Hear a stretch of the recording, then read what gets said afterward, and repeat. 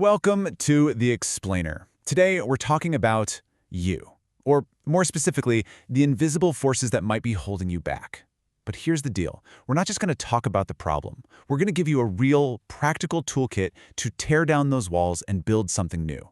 So let's get right into it. You know that feeling, right? When you feel like you're your own worst enemy, just completely stuck, like you're pushing against an invisible wall.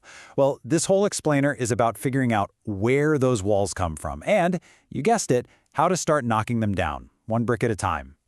All right, so where do we even begin with this? Well, first things first, we've got to understand the problem itself. And, a lot of the time, it all starts right up here in our heads with something called a limiting belief. So what exactly is a limiting belief? Think of it like a story you've been telling yourself for so long that it feels 100% true, even when it's not. It's like a rule you've made up for yourself that stops you from even getting in the game, because deep down, you've already convinced yourself you're going to lose. Yeah, these probably sound pretty familiar, don't they? Oh, I'm just not a math person. Or there's no way I could ever give a presentation. See? These are the scripts we write for ourselves. And the tricky part is, once we start believing them, our brain does this kind of unhelpful thing, where it works really hard to make sure we never go off script. And this is where it gets really fascinating. These beliefs, they trap us. The moment you decide on a story, say hopelessness, the idea that I'll never reach my goal, your brain basically becomes a bouncer at a club. It stands at the door and filters everything. Any proof that you could succeed? Nope, not on the list. Any tiny piece of evidence that confirms your right to feel hopeless? Come on in. It keeps your world feeling predictable for sure, but it also keeps it really, really small. Okay, so that's the problem, right? It's this powerful, self-reinforcing loop. But here is the most important part. You are not stuck with it. Not at all. You can actually become the editor of your own story. So let's dive into exactly how to do that. How do we rewrite that inner script? One of the most powerful tools you have is something called the reframe. And look, this isn't about pretending bad things are good. It's about finding a different, more useful way to look at the exact same situation. So you've got two main types here. First, context reframing. You ask, what else could this mean? So instead of, my boss gave me criticism, she must hate me, you could try, what if this is actually a sign she trusts me enough to give me real feedback? See? The facts didn't change, but your perspective did. Then you have content reframing. This is about finding a place where a bad behavior is actually useful. So maybe you're not stubborn, you're persistent. It's all about just opening your mind up to other ways of seeing things. Another tool, and it sounds simple, but it's super effective, is the affirmation. Now hang on, this isn't some kind of magic spell. It's just targeted practice. It's about fighting back against that negative voice in your head.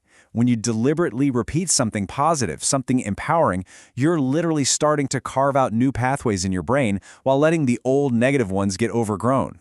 You are consciously, actively choosing a new script to read from. Okay, but changing your thoughts, that's really only half the battle. We've got to talk about your actions, because let's be real, our beliefs show up in what we do every single day. So let's talk about habits. I want you to think of your brain like a dense forest. The very first time you do something new, it's like you're hacking your way through thick bushes and branches. It's hard work.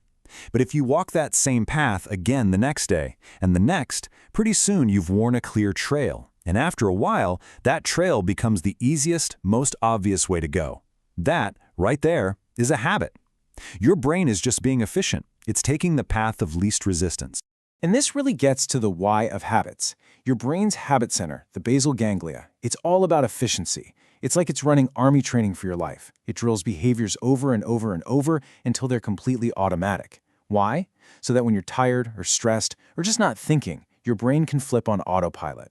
You just do what you've been trained to do, whether that's automatically reaching for a cookie or automatically lacing up your running shoes. So the big question is, how do we train ourselves to have better automatic responses? Without a drill sergeant screaming at us. This is where we get super practical. I'm going to walk you through a toolkit for change, and it's all based on how our brains are actually wired. Okay, check this out. This study is just incredible. Look at the difference in those numbers. We're talking a massive leap in success rates. And it all comes down to one ridiculously simple thing, making an if-then plan. Something like, if I finish dinner, then I will put my running shoes by the door. That's it. You're making the decision before the moment of temptation, which saves all your precious willpower for when you really need it. Now, there's a fantastic framework that takes this idea even further. It's called WHOOP, and here's how it works. Most of us, we're great at the W and the first O, the wish and the outcome. That's the fun part, right? Daydreaming about our goals. But here's the secret sauce, the second O, the obstacle.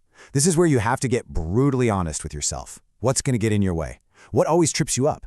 And once you know that, the P, the plan, is your specific if-then strategy to deal with that exact obstacle. This is what turns a fuzzy dream into a rock-solid plan. All right, here's a massive mental hack for you. Forget about forever. The idea of starting a new habit for the rest of your life, it's terrifying, right? It's too much pressure. So don't do it. Instead, treat it like a science experiment. Just a little 4-week experiment. That's roughly how long it takes for a new neural pathway to start taking hold anyway.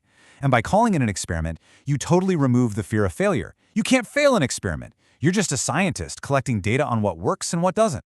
You can also totally rig the game in your favor. I'm talking about hacking your own environment.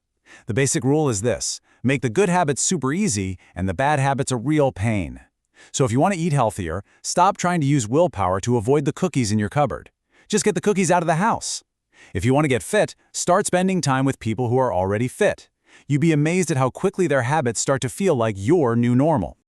Okay, so under the hood, every single habit you have, good or bad, runs on the same simple 3-step program. First, there's the cue. That's the trigger. Then the routine. That's the habit itself. And finally, the reward, which is the little hit of goodness that tells your brain, hey, that was great. Let's remember to do that again. Now, here's the key. To change a bad habit, you don't have to reinvent the wheel. Often, the smartest move is to keep the same cue and the same reward, but just swap out the routine in the middle. Okay, so you've got the tools, you've made your WHOOP plan, you're ready to go. But what happens when you mess up? Because let's be honest, you will. We all do. This last part we're going to cover, I think, is the single most important piece of the entire puzzle. And it all comes down to this, the moldy strawberry analogy. It's just perfect. Picture this. You have a big, beautiful bowl of fresh strawberries, but you spot one, just one, that's a little bit moldy. What do? Do you throw out the entire bowl? Of course not. You just toss the one bad strawberry and enjoy the rest. But think about what we do with our habits. You're eating healthy for weeks. Then you have one slice of cake. That's your moldy strawberry. And what do? We throw out the whole bowl. We think, well, I've blown it now, might as well eat the whole cake. The trick is to learn to just throw out the one bad strawberry and keep all your amazing progress. And that brings us to the ultimate shift in thinking. Your setbacks are not failures. They just aren't. They are feedback. They're data points for your experiment. Every single time you slip up, you learn something valuable. You learn about your triggers. You learn about your real obstacles. You learn what you need to tweak for the next attempt. So remember this, there is no such thing as failure. There's only feedback. So let's wrap this up. Now you know about those limiting beliefs. You've got a whole toolkit for building new habits.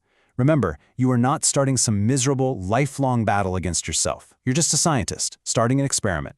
So my question to you is, what's the one small experiment you're going to start today?